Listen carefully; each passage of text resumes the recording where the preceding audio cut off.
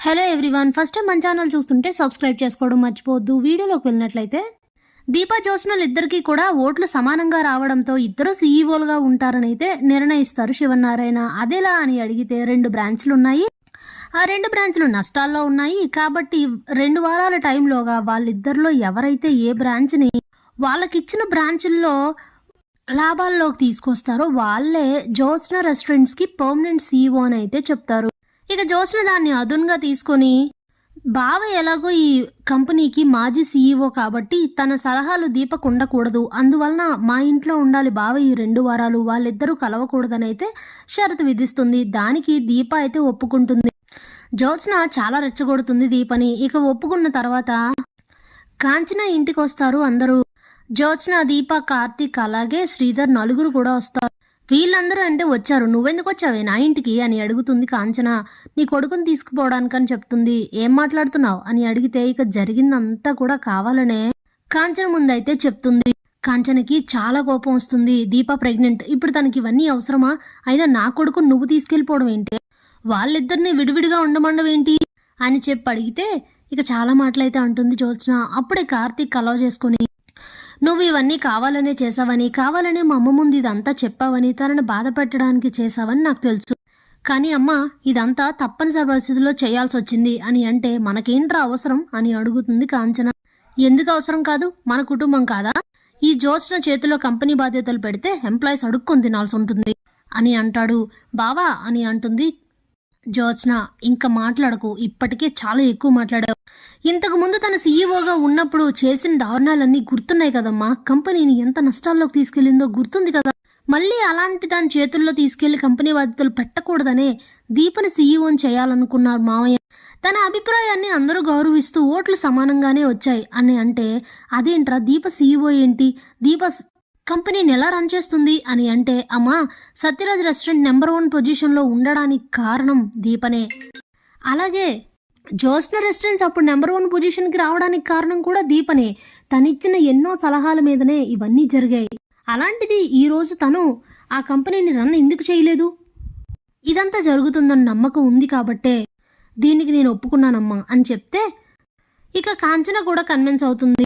నిజమేలే, ఇలాంటి రాక్షస్ చేతుల్లో అంతమంది యొక్క ప్రజల జీవితాన్ని పెట్టే కన్నా నా కోడలు సమర్థవంతమైనది, తనే ఆ కంపెనీకి సీఈఓగా ఉంటుంది, తనకి అన్ని అర్హతలు ఉన్నాయి అని అంటుంది.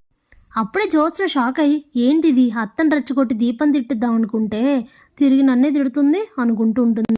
ఇక తనకు చెప్పినట్లుగానే కార్తీక్ అయితే శివనారాయణ ఇంటికి వెళ్ళిపోతాడు. ఇక వెంటనే అనసూయనైతే ఊరి నుంచి రమ్మని చెప్తారు దీపకి హెల్ప్గా ఉండడానికి. ఇక జ్యోత్స్న అయితే మంచి మాస్టర్ ప్లాన్ ఒకటి వేస్తుంది. ఇలా జరిగితే మంచిగా మెచ్చుకున్న నువ్వే మెడపట్టి గెంటేస్తావు చూడత్తా అని అనుకుంటూ ప్లాన్ అయితే అమలు చేస్తుంది. మరుసటి రోజు ఎవరికి ఇచ్చిన రెస్టారెంట్కి వాళ్ళైతే వెళ్ళిపోతారు. ఇక అలా 2 రోజులు గడిచిన తర్వాత దీప రోజు రెస్టారెంట్కి వెళ్ళడం, అక్కడున్న బాధ్యతలు చూసుకోవడం, కంపెనీని ఎలా మంచి పొజిషన్కి తీసుకురావాలని ఆలోచిస్తూ కిచెన్లో వంటలు జరుగుతూ ఉంటాయి కదా, అక్కడికైతే వెళ్ళి ఫుడ్ క్వాలిటీ గురించి అయితే చూస్తూ ఉంటుంది. ఇంతలోనే అటుగా ఓ పెద్ద గిన్నెతో బిర్యానీ రెడీ చేసి తీసుకొని వెళ్తూ ఉండగా అది దీప కడుపుకైతే చాలా బలంగా తగులుతుంది. అంటే వాళ్ళు కావాలని తీసుకొచ్చి తగిలిస్తారనమాట. ఇక దాంతో దీప అయితే చాలా నొప్పితో అలా అక్కడే పడిపోతుంది. వెంటనే తీసుకెళ్లి హాస్పిటల్లో అడ్మిట్ చేస్తారు. డాక్టర్ చెక్ చేసి దీప ప్రెగ్నెన్సీ పోయిందని అయితే చెప్తారు. ఇక అందరూ కూడా చాలా బాధపడతారు. కార్తీక్ కూడా చాలా బాధపడతాడు. ఇక కాంచనకి ఈ విషయం తెలిసాక ఏం మాట్లాడాలో అసలు అర్థం కాదు. అప్పుడే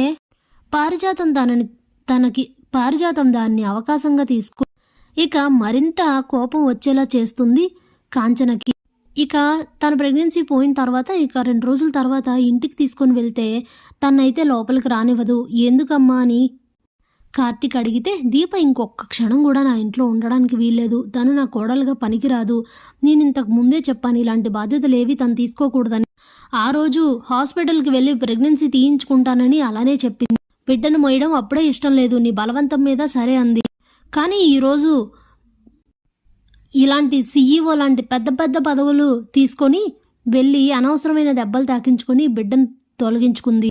ఇంకేం కావాలరా, అవసరం లేదు, ఇలాంటిది మన ఇంట్లో అవసరం లేదు అని అంటే అది కాదమ్మా అని కార్తీక్ చెప్పబోతూ ఉంటే ఇంకేం మాట్లాడకు. నిజంగా ఇప్పటికి నీకు నీ భార్య ఎక్కువ అని అనుకుంటే నేనే ఇంట్లో నుంచి బయటికి వెళ్ళిపోతాను. అంతే తప్ప ఇలాంటి తన మొహం చూస్తూ నేనైతే ఇంట్లో ఉండను అని చెప్తుంది. అది కాదత్తయ్య ఈ ఒక్కసారికి అని దీప చెప్తుంటే ఇంకొక్క మాట కూడా మాట్లాడడానికి వీల్లేదు. పోవే బయటికి అని గట్టిగా నెట్టేసరికి ఇక శౌర్యం తీసుకొని తనైతే ఇంట్లోంచి బయటికి వెళ్ళిపోతుంది. దీప నా మాట విను అని కార్తీక్ అంటుంటే అత్త కోపం తగ్గని ఆ తర్వాత ఆలోచిద్దాం బావా ఏం చెయ్యాలో అని చెప్పి అక్కడి నుంచి అయితే వెళ్ళిపోతుంది. ఈలోగా జ్యోత్స్నకి ఈ విషయం తెలిసి చాలా హ్యాపీగా ఫీల్ అవుతుంది. గ్రాని నేను అనుకున్న సక్సెస్ అయింది. దీపని ఫస్ట్ ఇంట్లో నుంచి గెంటేశాం కదా, ఇప్పుడు నెమ్మదిగా వాళ్ళ ఎప్పటికీ ఇంట్లోకి రానివ్వకుండా చెయ్యాలి. అందరు మనుషుల్లో తన మీద విషం నింపాలి. అప్పుడు బావ ఆటోమేటిక్గా నా సొంతమే అవుతాడు కదా అని అయితే పొంగిపోతూ ఉంటుంది. Thanks for watching.